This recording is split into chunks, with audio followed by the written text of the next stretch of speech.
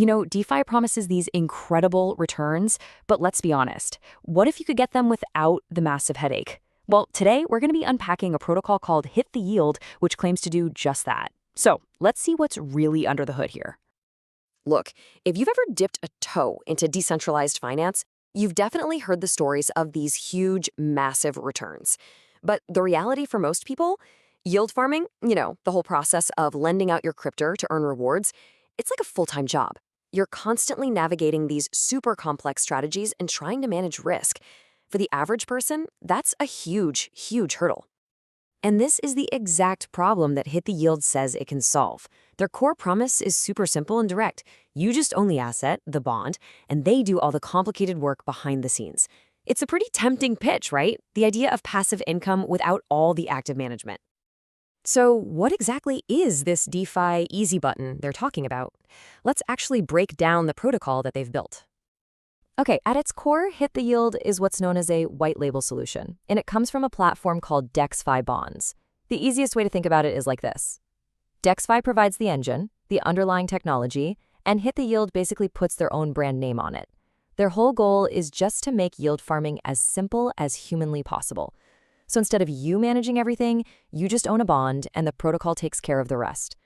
So what does this actually look like from your perspective, as a user?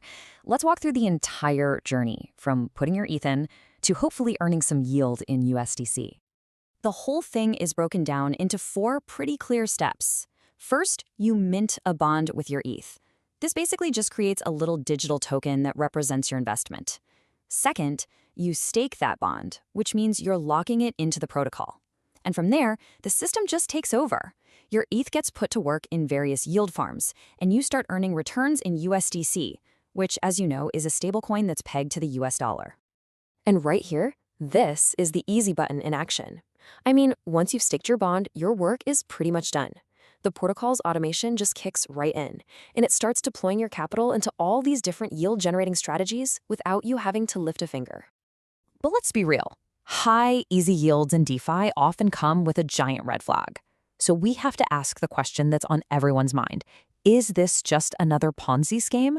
We really need to dig into their revenue model to find out. Now, to their credit, the source material does address this question head-on.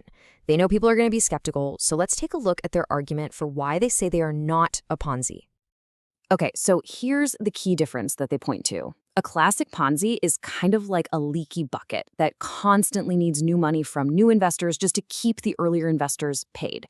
Hittheyield claims their revenue comes from a totally legitimate source, the fees that are generated by providing liquidity to decentralized exchanges. Think of it like being a market maker. You're earning a tiny little slice of every single transaction that you help make possible. So their whole argument really hinges on this idea of real revenue. By providing crypto for other people to trade with on these exchanges, the protocol earns fees. They claim that is the engine driving the returns, not just money from new folks signing up. It's a business model that's based on transaction volume, not on new investors. Okay, so beyond the financial model, there's the whole question of security. I mean, is the code actually safe from hackers? Since Hittheyield is built on top of DexFi, we need to look at the security measures of that underlying platform to really gauge the trust factor here. So, DexFi's website does highlight their security efforts. They say they've had 5 independent audits of their code. That basically means they've paid third-party experts to scour their programming and look for any vulnerabilities that could be exploited. They've also apparently completed a KYC, or Know Your Customer process. This is designed to verify the real-world identities of the team members, which, in theory, adds another layer of accountability. All right, we've looked at how it works and their claims about safety. But now, we've got to talk about the fine print. Specifically, what it's going to cost you to take your money out. And that number is 10%. That is a pretty significant fee, and it's something you absolutely need to be aware of because it directly eats into your profits when you decide you want to withdraw your funds. So what does this actually mean in practice? Well, let's say you've earned a 20% return on your investment. A 10% exit fee on that total amount is going to cut your net return down quite a bit. It's a really crucial factor to consider when you're calculating your potential profit and, how long you might plan to stay in the protocol. And it's so important to remember this, and the source material itself says it in all caps. This is not financial advice. This explainer is just for educational purposes. We're here to break down the information they've provided, not to give you any kind of investment recommendations. So, as we wrap this up, it really seems to boil down to a single question, doesn't it?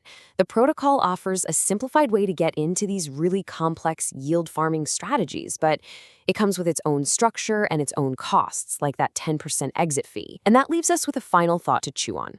For any investor in DeFi, what is the right price to pay for simplicity?